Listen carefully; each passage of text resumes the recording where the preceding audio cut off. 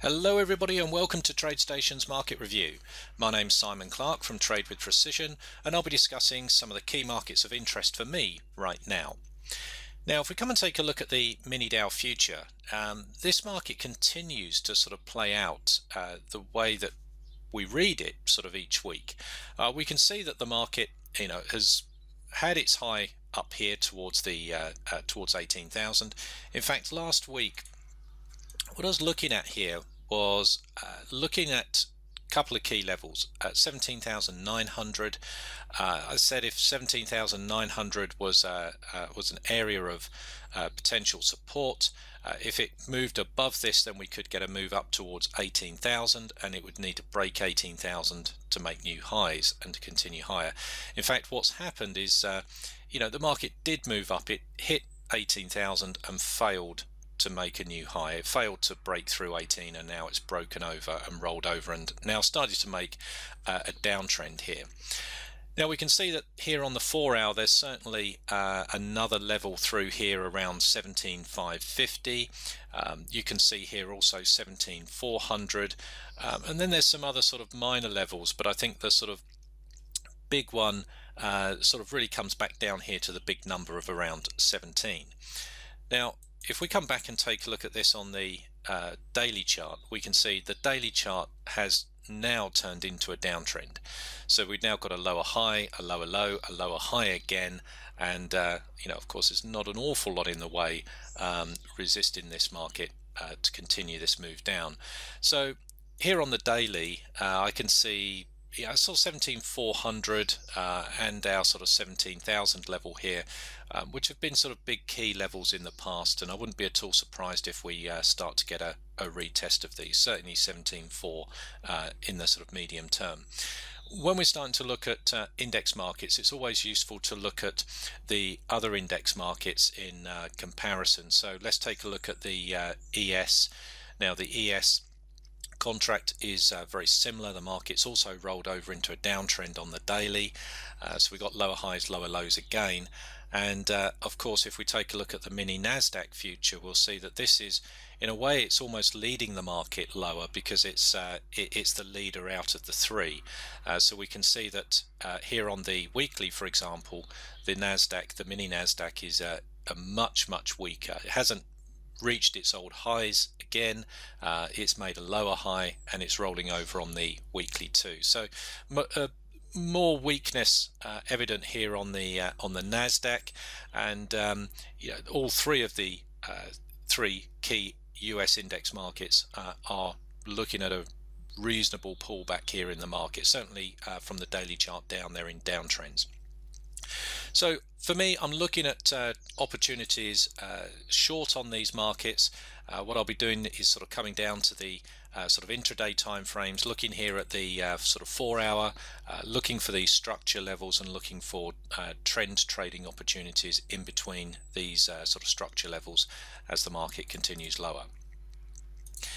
The other market that we sort of spoke about recently, and certainly on the currency futures options here, we've got some very nice trends on the Canadian dollar.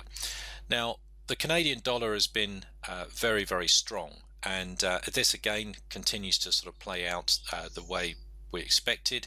The market did move up to 8,000, or sort of 0.8 thousand I should say. It found resistance there, and now we've had a pullback. Now it looks like we've had quite a significant pullback here, but it has just come back into the moving averages, back into an area where, in the past it sort of found new momentum and the uptrend has continued. And I was sort of saying before, this level is big key number. We can see, if I sort of zoom out of this, we can see that this area has been tested many times before, so it's not surprising that the market's sort of finding some resistance there. The question is, of course, what is the market going to do now? I mean, at this moment in time, we can't see any bullish momentum coming through. Here on the weekly, it's a little bit overextended, so maybe the market's due a little bit of a pullback. So if we come down to the intraday time frames, come down to the 4-hour chart, again we can see our 8,000 level up here, or 0.8,000 levels, been tested here a couple of times. Market sort of had that pullback here beyond the trend on the 4 hour.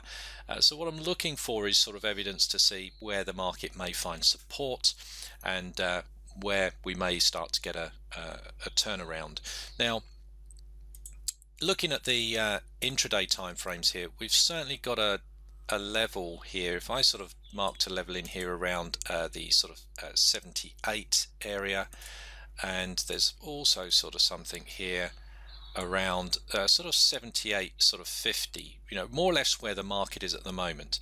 We can see that there's a couple of levels of potential support and resistance on this market, and we also note that, coming back to the daily here, of course, that the daily is right back here into the buy zone as well. So for me, I'm keeping a close eye on this, looking for decision points around this market, around the area where it is at the moment, around this sort of 0.7800. See if we can get bullish momentum to sort of look for opportunities long, or whether this is this trend is done for now, and we're going to get a more of a deeper pullback.